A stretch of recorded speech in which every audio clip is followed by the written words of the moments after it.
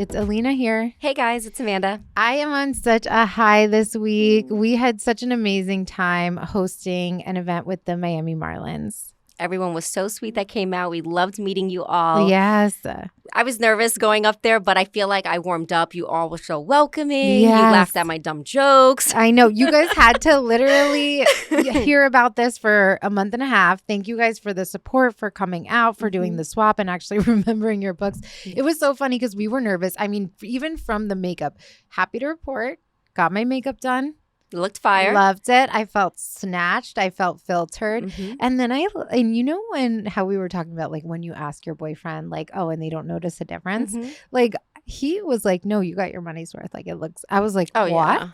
Oh, you know, I was like, you noticed? Everyone complimented it, like even in pictures. And I was like, thank you. Now I know I'm like ugly without makeup.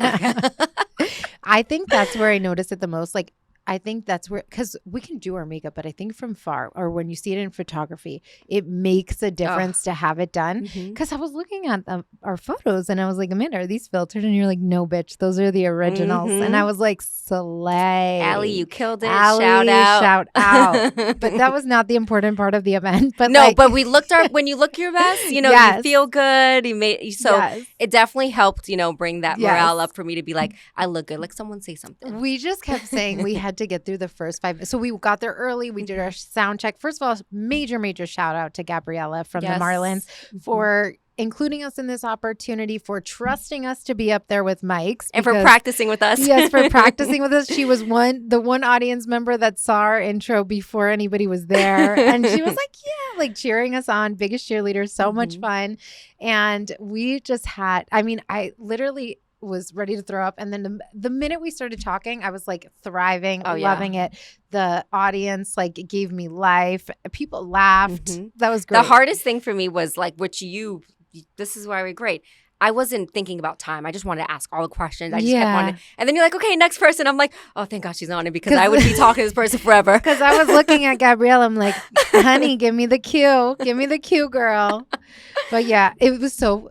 Okay, you got the laugh of the evening because everybody was talking about when we did our book tropes, which we had mentioned in a previous episode too, which was so funny because I was like talking about how I like enemies to lovers, you know, cliche Alina loves it. And then you're like, I love, you know, the one where the character falls in love with their captor, like full on Stockholm. You got the laughs of the night for sure. Okay, one of our Bookstagramma girls, shout out. Yes. She came up to me and was like, I have the perfect book for you if that's what you like. Was it Giselle or Mika? Mika. Oh my God, that is so funny. Oh my God. They were great. They were so much fun. And so like there are so many Bookstagrammers, book talkers out there that are just killing it. It was so cool to have Giselle and Mika as some of our panelists. And they're these like funny ass book trends too that like, I don't know if I could do it, but props to y'all. Like the one, like the silent book review and all that stuff. I'd laugh the whole time. I die. I'm like, these are really funny because I know what you're saying and you're literally giving a silent review by your face. And I know if you liked it or not. And then we had So Booked Up. Yes. The largest book club in Florida.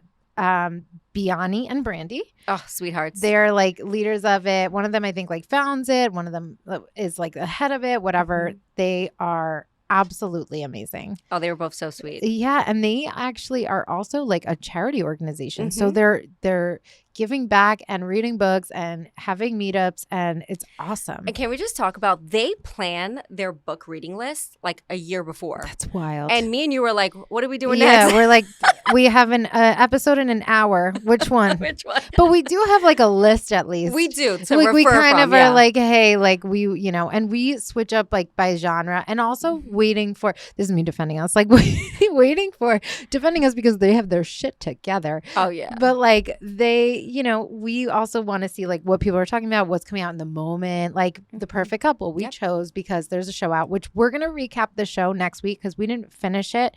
So next week we'll let you know because I heard some things. But so far, let me tell you can't be adding characters. You can't change names. They added characters. They changed names. So I want my feather lady. Let's do this feather chick. Let's talk about that next week. I can't wait to actually, because like I haven't got into that yet and I want to give my full take. So next week we'll review what we thought about The Perfect Couple. But it's okay. In the meantime, we have some trash TV come yes, out. We do.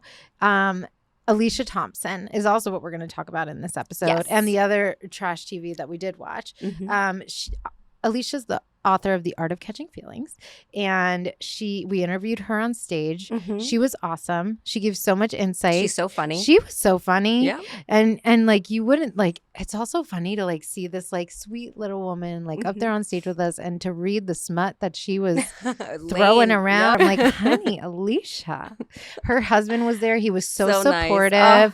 He like reads all her novels. He's like her number one fan. He had the biggest smile in the audience. He was. Also, shout out to our boyfriends for being there.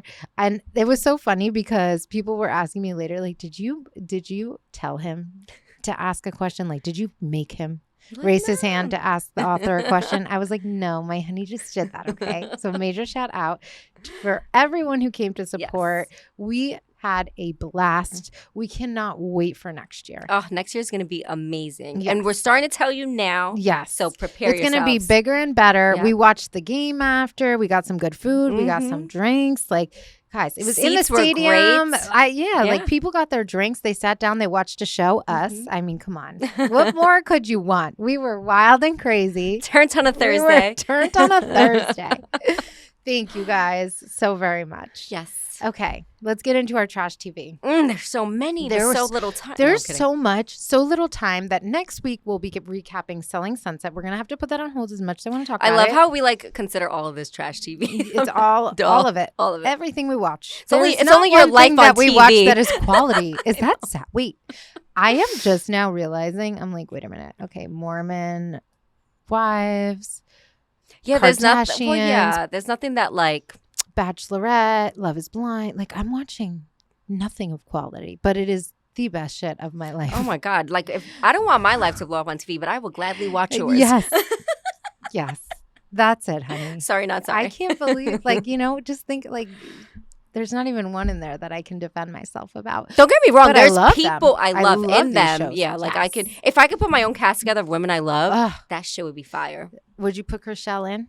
I would now. I would put Chriselle. She's growing on me. I would put Jess Vess in there. I would put Demi from the Mormon Wives. Oh, Demi, I love her. Yes. I would put what's the other one's name that looks just like her? Jessie. I would put Jessie in there too, just because she's like the one that's a little out of pocket. I'm just like, what the hell just came out her mouth? She's out of pocket. You know what was so funny for me when she put a sign on the door when she wanted girls only, and she wrote labias only because she didn't want the husbands to come in. I was like, this is a fucking. And queen. Just so you guys know, we're talking about the Secret Lives of Mormon Wives. Yes, such a good show. So should we start with Bachelorette? Maybe. Yeah, let's do that. That's okay. Most recent. Okay, so. Bachelorette, the finale came out. Jen Tran, poor girl. Poor girl. She chose Devin. I'm not going to lie. I fell for it. Like, I was just like you, Jen. I wanted Devin to win. I thought he was wonderful. A lot of it didn't make sense because he seemed so into her. He seemed so hurt when things were happening, so worried, so everything. So I just have to say, shame on the Bachelor franchise because there's no humanity left.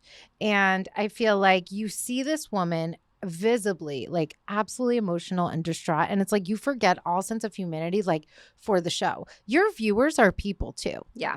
We're not like, oh, smile and nod along and let's just watch it anyway. Like, no, we don't feel that way. They're cutting to commercial break. She's backstage. She's not even like supposed to be filmed, and they're zooming in on her sobbing backstage behind the camera, having a private moment. And then they bring her up on stage before the proposal is going to happen at the finale. We all think we're about to watch something. They're setting it up. They're like, oh, she does something that's never been done before. And there's something. And that moment was that she proposed to Devin, not the other way around. She was the first Bachelorette to actually propose to a man. So they're setting it up like something exciting is coming. And we're ready to see it. And they're like, but wait a minute. First, we have to like bring Jen out before this happens. This girl cannot keep it together. Can we talk about that for a second? Yeah. What are your thoughts on that? Her proposing to him. For the show, fine. In real life, no. Okay. I think it makes sense as the lead Bachelorette. That's true. I think it makes sense. That's like she's like shit. owning her power. Like this is her ride the whole time. I think in this sense, appropriate. Okay. I think if it were in another circumstance, couldn't be me. Because we obviously know they don't work out, and maybe to him that felt like, no, he was ready to propose. Oh, he was? Okay. He had a ring, and then after she proposed, He proposed. Like, he got down on the knee and gave her the ring. Okay, so it's not like she's embarrassed and like it just went like they spiraled. left Got it. Okay.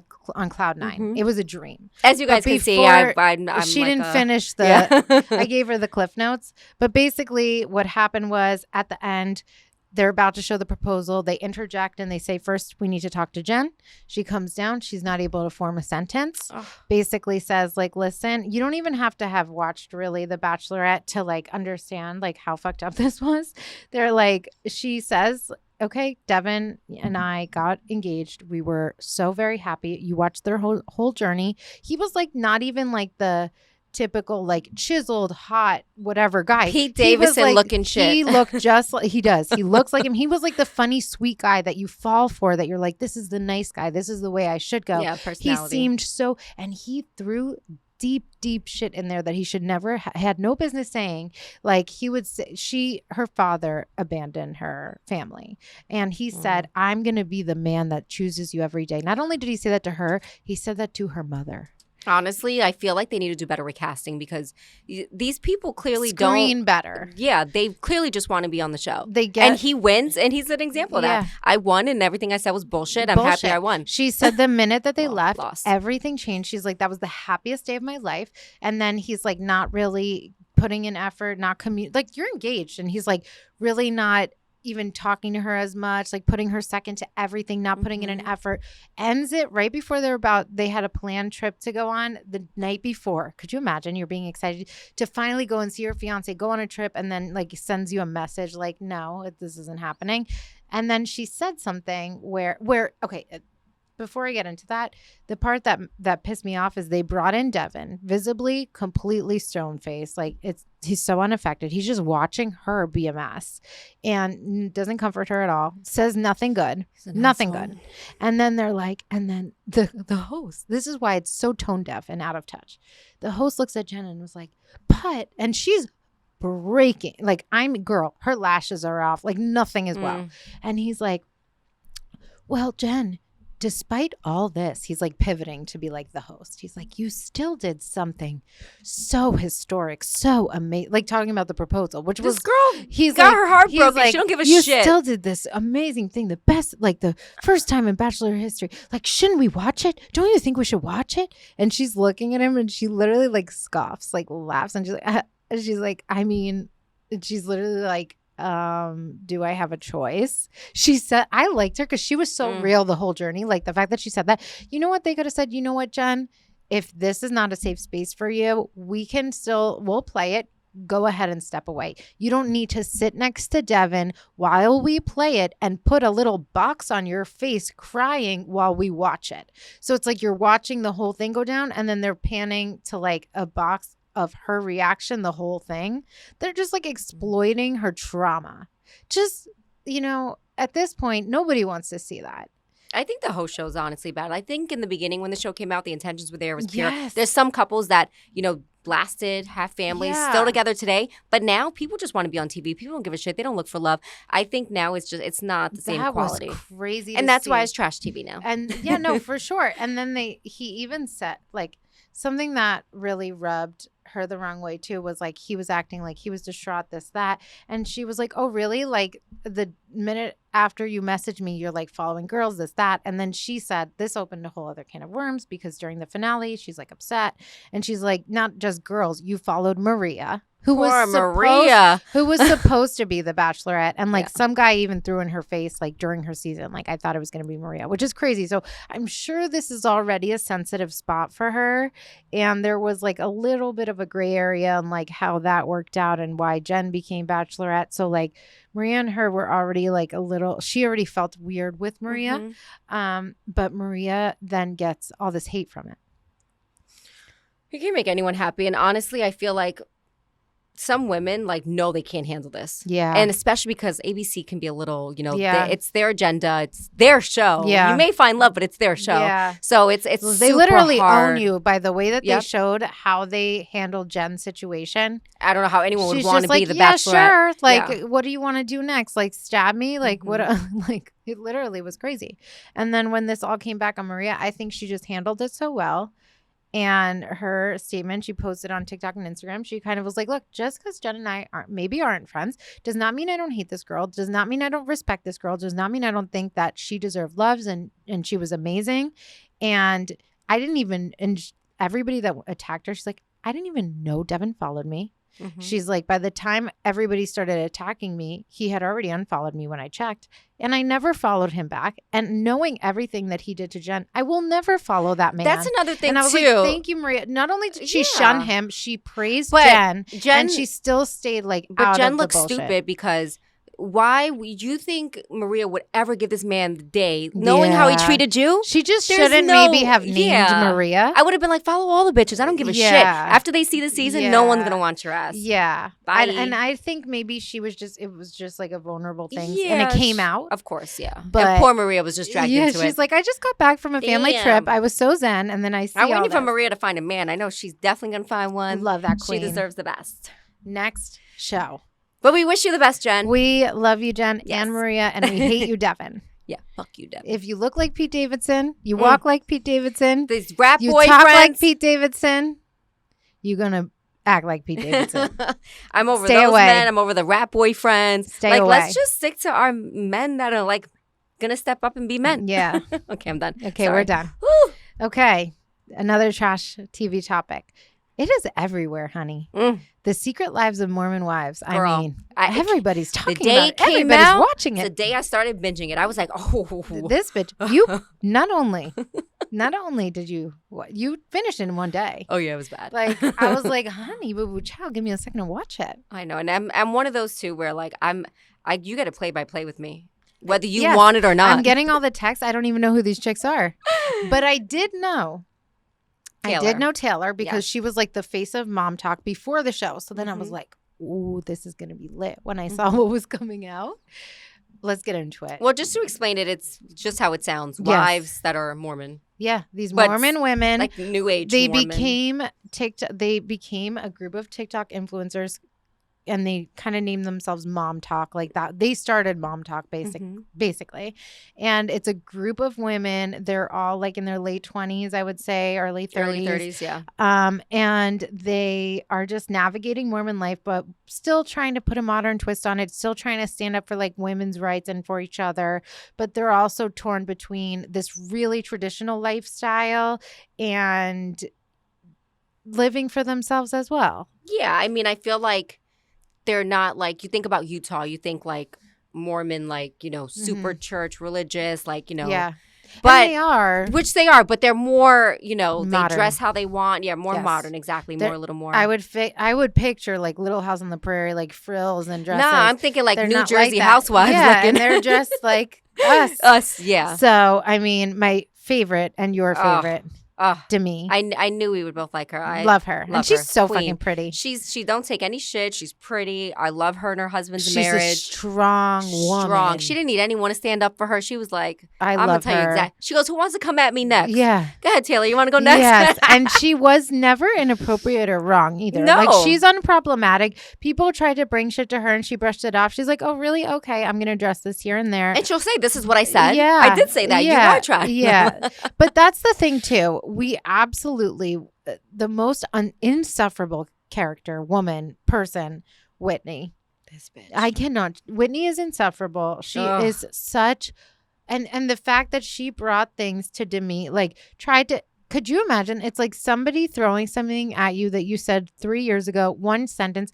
Everybody just kind of says something or has like a little offbeat comment. Like Whitney has done that consistently throughout the show. Anybody could take one line or one word that she said and consistently challenge her. Like, why did you call her this? Why did you call her? Like, you're going to come out one girl. And what they did basically was like a truth box. And they made it so evil. Like with the questions they came at these women for. Why did you say this to this person? Like, see, for me with Whitney is she's not the youngest one in the group. She's like one of the older ones. Old, fat, ugly. I'm sorry. I'm just saying this because her character is a horrible person. And I don't like to talk bad about anyone, but it's so bad. I can't feel bad for her because everything, she likes gossip. She talks shit about people. Yes. She thinks she's God's gift. She removes herself from group chats and wants everyone to come crying to her. No, we're not going to baby you. You have a whole family at home and you give a shit about like the stuff she cares about. I'm just crazy. I'm not crazy. She's crazy. Yeah. But it makes you crazy. Yeah, it makes me crazy. I'm like, what did I mean to say? Yeah. And then, with everything that came out with her husband being on like Tinder and everything, worry about your home. She's miserable. That's why she is the way that she is. Whitney is the definition of somebody who can dish it and can't take it. Yep.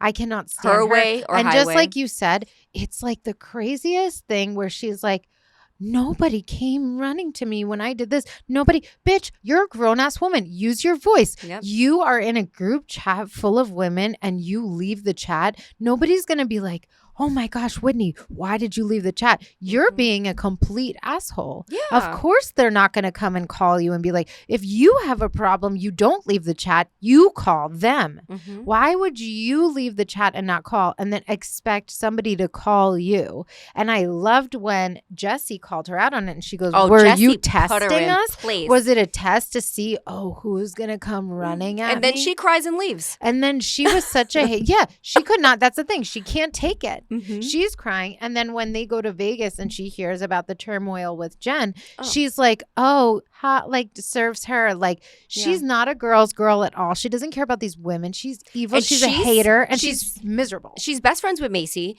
And Macy had this launch party for one of her lines. And regardless how you feel about these other women, that's your best friend. Mm-hmm. You literally showed you're a shit friend. Yeah. You didn't even show up for her because you didn't want to deal with other women. Yeah. And then she tells Macy, I need a space from you too. Why? Because she's friends with girls you don't like? She doesn't communicate. She expects everybody to she has this victim mentality where she wants everybody to run to her. Mm-hmm. And do you know what I discovered?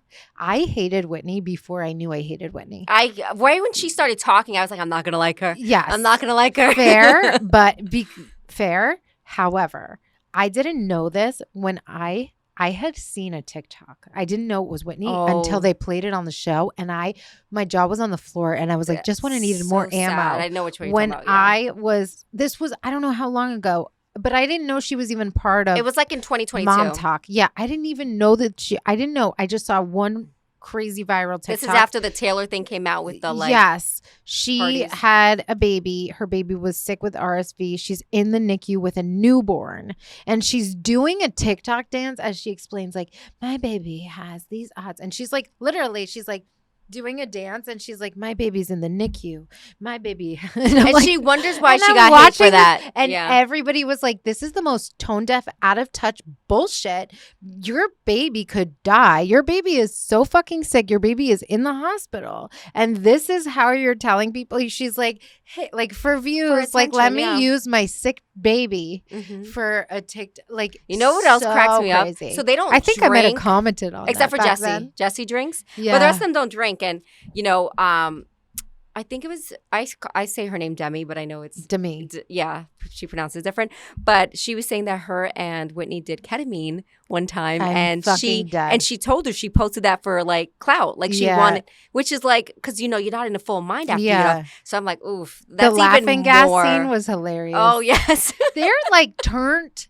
And it's so funny because you think Mormons and then it's like Mormons gone wild because they're so deprived. Yeah, I love Jessie. Like, she's down to earth. Like, she drinks. She's like, look at my Vijay post-op, girlies.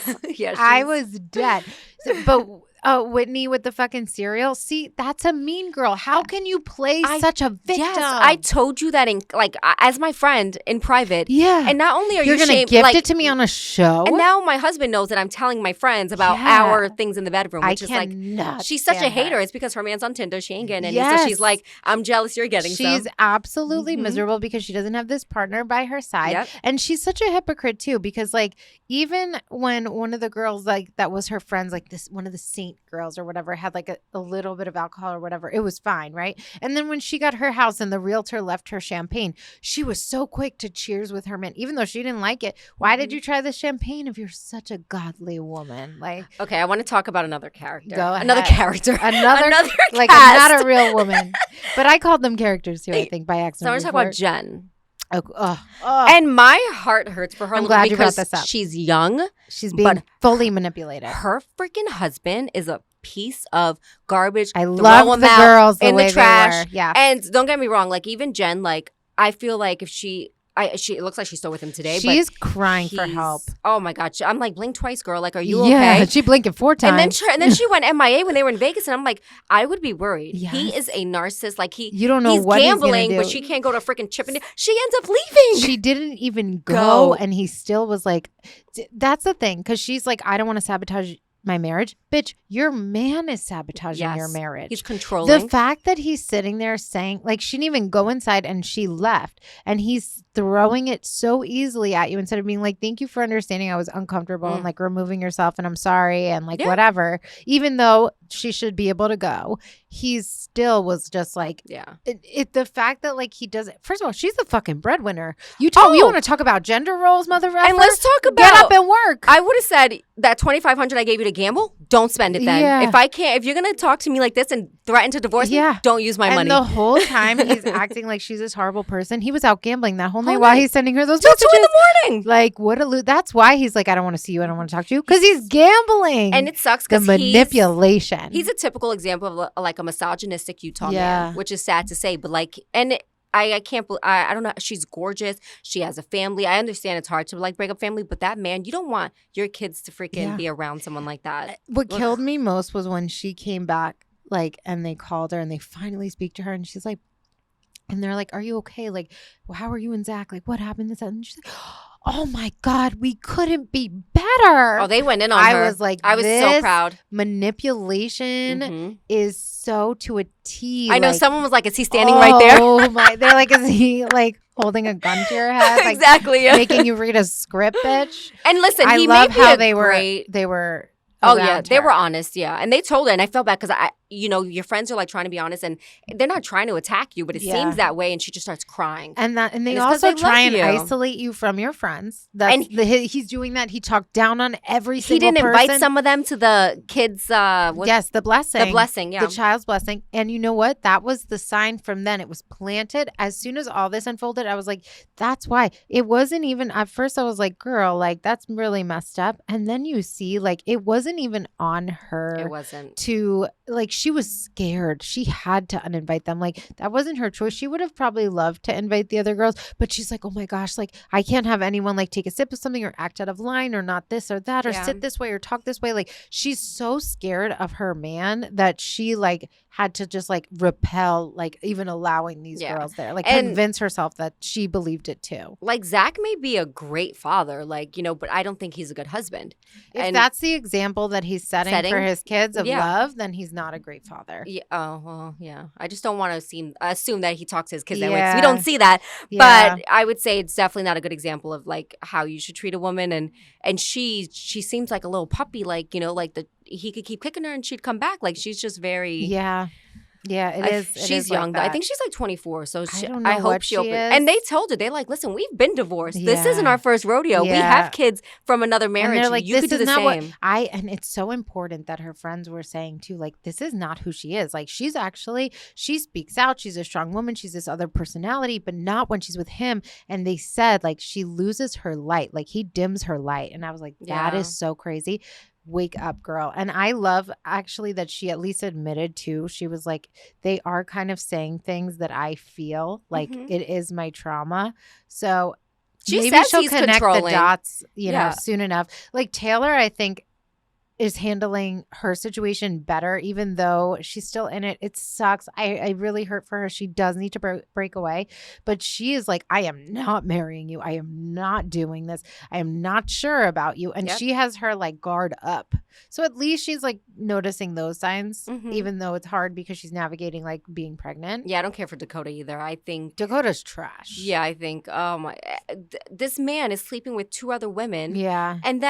And with you, and then you get pregnant, it's just like, oh. Yeah. But here's the thing. I am a little skeptical of that message because it did say it's hard to I'm not tell. talking about the message. I mean, before they started at the beginning of them dating. Yeah. I think it's probably the same incident of when like, because she probably, the girl who wrote it probably slept with him and then shortly after saw they were together and maybe may not have the timeline right. But I just think regardless, he sucks. He's It could be that Jenna girl, like they're saying. Like, they're just too toxic together. Like, so much bad has happened to her with him. She got arrested. They're chaotic. She can't be herself. She even said, I'm afraid of being Jen down the line. Like having that relationship. She will never be like Jen. Yeah. I saw that when they were in Vegas, where when Dakota was giving her shit, she said there's nothing more to talk about. I came she home. hung up on him. She's like done. Whereas like Jen's like a little scared. Like she's like, please pick up. I need to go there. Where Taylor's like, keep your space. I don't need this.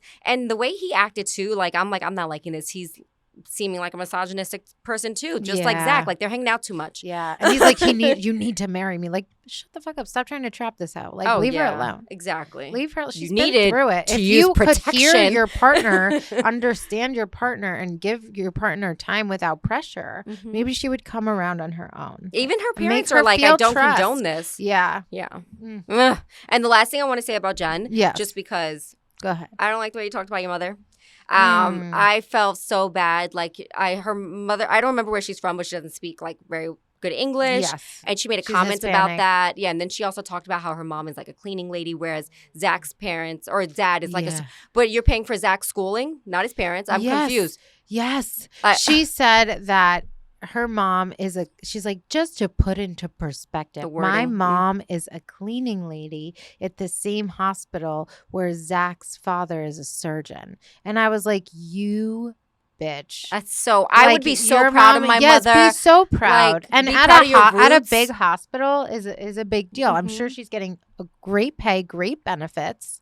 Like, don't. And you are the breadwinner. Yes. Stand the fuck up, Jen. Your mother made you who you are. She's so, like, brainwashed. I felt so bad. She's so brainwashed. She doesn't even know what she's doing. And that's my thing, too. Like, maybe she's she belittled. is. Like, Zach probably has her thinking, like, she ain't shit. And they're better, and they're this and they're that. Meanwhile, Zach isn't even the man in the sense of the word that they use it. Like, if you want to talk gender roles, he's not your provider. As he should be. Like, hello?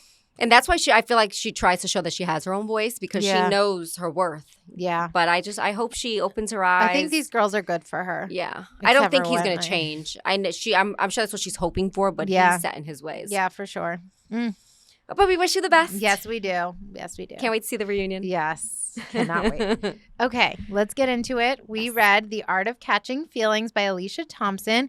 We read this book this week because she was our author guest at the Marlins event. We had such an amazing time, as we said last week.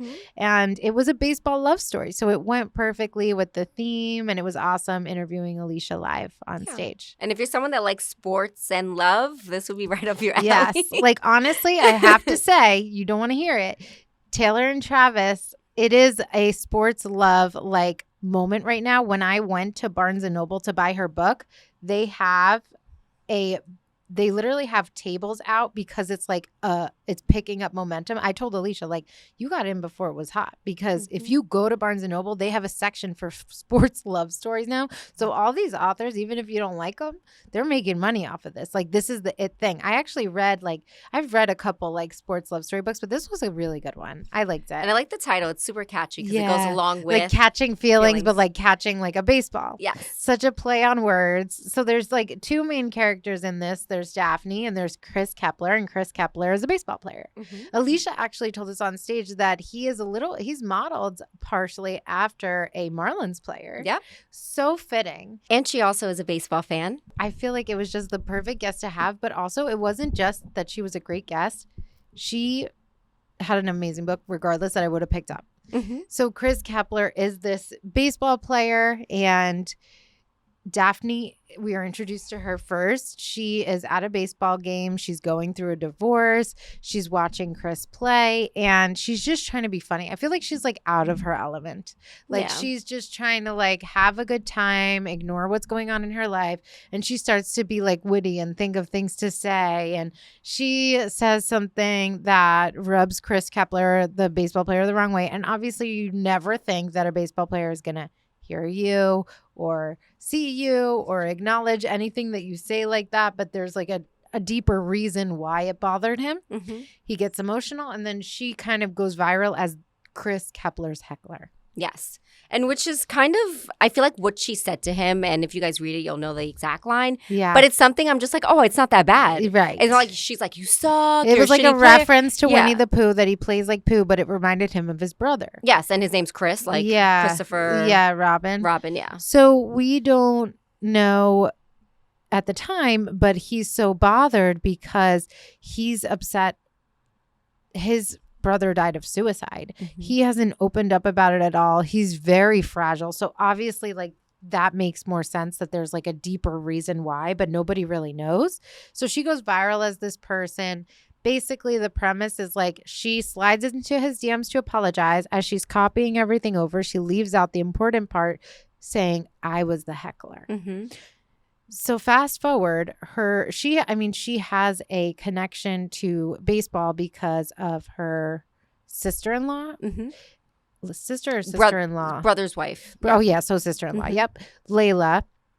And she is like the sideline reporter there. And she ends up giving Daphne, she's a writer anyways. So she gives her like this opportunity, like as a journalist, to go and start interviewing the team and take over for her. Because she's like paranoid that somebody's going to take her job during her maternity leave, which is super illegal, but it does happen a lot, unfortunately. So Daphne now meets Chris in real life, but she also developed a relationship with him in the DMs because she had reached out to him when he was in a vulnerable state, and on a whim, he like answered, and they really connected. And he doesn't know it's her because she doesn't have her face on it. Correct. Like or name. He calls her Ducky because her account was Ducky's Books. It's all about books and nothing else. Mm-hmm. And so he's talking to literally, it's almost like a catfish situation. Like, I guess, where he doesn't know who he's talking to, but they're catching feelings. Yeah. It's like a pen pal thing. Yeah. And then in real life, like, Daphne is now the sideline reporter for the team. They get close. They actually start dating. Yep. Falling in love. And he never knew that Daphne was Ducky. Yeah. And the sad part is, like, he's telling this person on Instagram or like via text message, all these secrets and like, being super vulnerable, not knowing that it's also the girl he's dating. Right. So, it's kind of effed up, He like has a thing for this person and then she eventually disappears. Yeah. And he's hurt by it. And he's hurt, and for her, she's fine because she's dating him in real life. So and he's invested these deep, like you said, these deep things. Like he confided in Ducky as one of the first people that knew that his brother died of suicide, and then like really prepared himself to like face to face tell Daphne in real life. And he went fast forward, like is so upset later to be like, you manipulated me. Like I told you that story twice. So like essentially you're acting the second time when it's taking him so much to like share the story again and to somebody in person that he cares about. And it's like, oh, you already know. Yeah. And my thing is like, what's the big deal about it? Like he met you in person, and you guys were talking. He saw. Yeah, and he was talking to you. So I'd be like, by the way, I'm the one that's sending you DMs because I felt so bad. And, I know so much about you. And now we're in face to face. Like, I think she could have avoided this. She kept like wanting not to ruin it and couldn't find the right time. And she was just like so in love that she just felt like, oh my God, I'm a liar. He's not going to trust me. He's not going to want this. Like she know. But eventually it's going to come out. Like you're like, you couldn't give him your number. Yeah.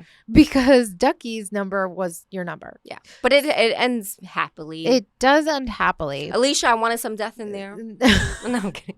I wanted him thriller brain. I wanted him to not there forgive was death her. in there. I know. And I feel horrible. bad. I know. I feel bad about that one. OMG. I was like, you know what I mean? Like main character. Oh my God. I'm sorry. OMG. What I meant There's was major death in there. I'm sorry. What I meant was I wanted him to not forgive her. So she learned her lesson. Oh my goodness. There's a lot of people in the reviews that were like, Chris Kepler deserves better. Because you know what? I was sitting there for a long time in that book. And you pointed it out. There's really good banter. Oh, yes. They're the way they fall in love is cute and good banter, funny, witty back and forth. Lots of smut. Alicia, you did your thing with that. The smut was great content. Like I was like, okay. And then there was this part that I just kept feeling like for a lot of the book that I'm like, just tell him, like, and it doesn't happen toward the end. And I'm like, oh my God. And then he like freaks out. So Yeah. it's like, we're like, what's going to happen? You know what that's in comparison to for me? Yeah. When I like read a book or watch a movie and they walk towards the noise, I'm like, why are you walking towards the noise? Yes. Yes. Or they're like, oh my God, hello. I hate that in a horror film. And they're like, hello, is somebody there? Like they're going to be like, shut the fuck up, bitch. Hide, duck and roll, jump out a window. That's how I felt. I was like, grab just your dog and tell go. him. Like, what do you might as well have a sign like, shoot me here. Yep. So crazy. But yeah, finally, I'm so glad that it ended up like he put his feelings aside because like about being angry and whatever. He got over it because he like really read through her message, really like understood her and was like, you know what, it's not worth it because like they both love each other so much. So they do work out in the end. Mm-hmm. And I mean, we love a happy ending to a love story. Yes, we do. I feel like sometimes I'm in a mood where I'm like, oh, that was cute. That was a happy ending. You know, that's how I felt. But then, you know, with me, I'm a little more like, I want to cry. Someone hit a tree. No, I'm kidding. Next week we will read a book that will make you cry. Yes, promise. I promise. Yay. It is called Reminders of Him by Colleen Hoover. I'm excited. Amanda and I are going to read books that each other love. So first we're going to read Reminders of Him, and then we're going to read Little Secrets by Jennifer Hillier. You know my girl picked a thriller book. I'm really excited to read that one next. So for the pod next week, we're going to be doing Reminders of Him, chapters 1 through 9 by Colleen Hoover. Yes, and if you are watching on YouTube, please make sure to subscribe. We're also on TikTok and Instagram at Book Please Podcast. Thanks, guys.